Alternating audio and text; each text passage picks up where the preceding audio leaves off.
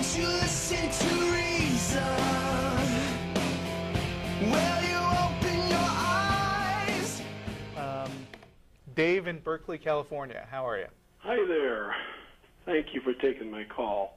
I have a couple of things. I'm an atheist, and I have put together, like arguments.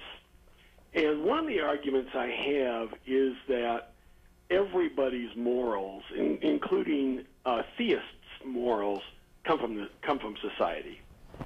And one example of that, of course, has been beaten to death, and that is that there's nothing in the Bible which condemns the owning of one person by another person. Yeah. There's not a lot one of stuff word that supports it. Yeah, just recently I heard this one theist say, well, he condemns it because he led the children of Israel out of slavery. Mm-hmm. And I thought, God, what grasping at straws. But well, I mean, you don't have to be against slavery in general to think that you don't want the dudes on your team to be slaves. Yeah. Right, that's right, yeah. But anyway, so there's one issue where I think everyone, pretty much, as far as I know everyone, thinks that slavery is immoral, and yet they cannot generate that immorality from the Bible, right, or that morality.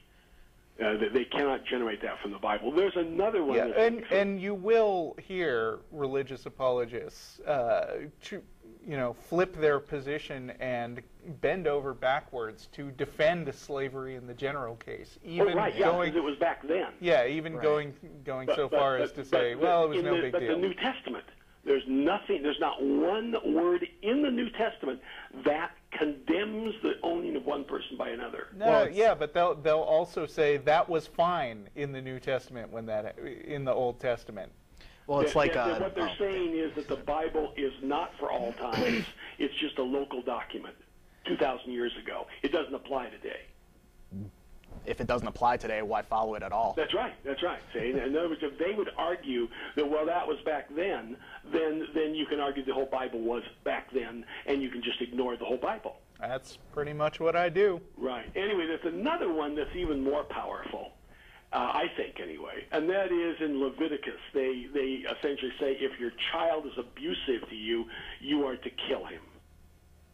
And then you can say, well, yeah, but that was the Old Testament. It turns out that in Mark, let me see, where is it at? Mark 7, 9 through 13, Jesus actually brings up that and says, hey, it was said that you're supposed to kill your child, and you guys don't do it anymore. And you're just making the Word of God as nothing. Really interesting. Mark 7, 9 through 13. Essentially, the Pharisees essentially said, hey, you're not having your followers wash their hands. And so he comes back and says, well, hey, you're supposed to kill kids, and you don't do that. So it's a really, really powerful statement because it's in Jesus' words. As much as I hate the that's out of context sure, message thing, this might actually be an actual case where the context of what Jesus is saying makes a difference, because a lot of the New Testament has him saying, oh, well, if you were perfect, you'd do all this stuff, but you're not, so you'd better worship me. But yet in the 13th verse he says, making the word of God none effect through your tradition, which ye have delivered, and many such like do ye. So it's not. I don't think it's out of context. I think he's essentially saying that you have. Essentially, what happens was the Jews had made a workaround. They had this old law. They had evolved also and didn't like it, and so somebody came up with, well, a child is a gift of God, and you can't do it. So that's where in the 10th verse he says it is korban, which means a gift. That is to say, a gift. And so therefore you're not supposed to hurt your child. And so he's saying that's BS essentially. But anyway, so I think that's a very powerful one because it's in his own in his own words. You might take a look at it.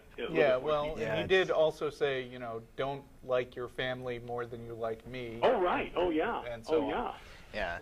Yeah. Anyway, so what I'm saying is that there's ample things to point out to people. You have a certain set of morals, and you cannot trace them from the Bible. You claim the Bible is the font of morality, and yet there's nothing in your morals today that comes from the Bible except kill, lie, and steal.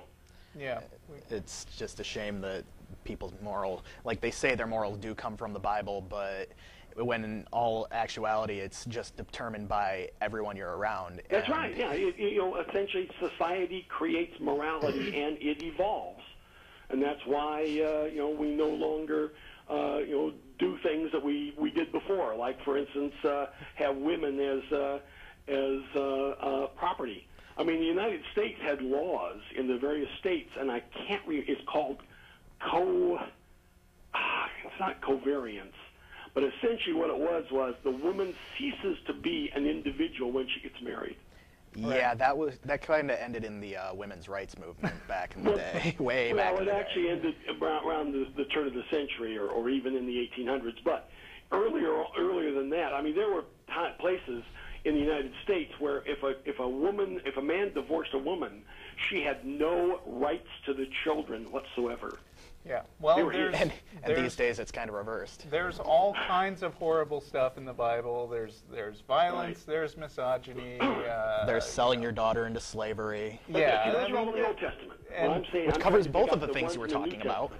In the New Testament, it says if a slave should obey his mother, his master, even if he's yeah, and it also said that women shouldn't be teaching men. I mean, Paul has some horrible stuff to say about women and other things. Right. And it also said that men should not go near women when they're on their period. That's right. That's Old Testament, I think. That's right. I'm not mad. But in the New Testament, because anything in the Old Testament, they'll just say, well, that doesn't apply. Okay. Well, thanks for calling. Okay. Bye. See ya.